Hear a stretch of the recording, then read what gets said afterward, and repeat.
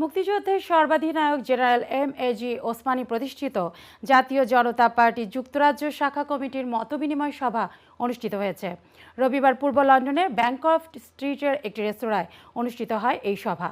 কমিউনিটির নেতা ফারুক আহমেদ চৌধুরীর সভাপতিত্বে ও সাংবাদিক খান জামাল নুরুল ইসলামের পরিচালনায় অনুষ্ঠিত সভায় প্রধান অতিথি হিসেবে উপস্থিত ছিলেন বঙ্গবীর ওসমানী মেমোরিয়াল ফাউন্ডেশন ইউকের সিনিয়র সহসভাপতি কে.এম. আবু তাহের চৌধুরী।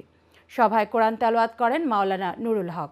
সংগঠনের উদ্দেশ্য ও বঙ্গবীর ওসমানীর কর্মজীবন নিয়ে বক্তব্য রাখেন কমিউনিটির নেতা সাইফুল ইসলাম খান, সলিসিটর মোহাম্মদ ইয়াউর উদ্দিন, অধ্যাপক আব্দুল হাই, হাজি ফারুক মিয়া, কামাল হোসেন, হাবিবুর রহমান সহ আরও অনেকে।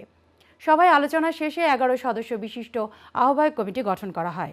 এ কমিটি সদস্য সংগ্রহ করে পরবর্তী একটি পূর্ণাঙ্গ কমিটি গঠন করবে।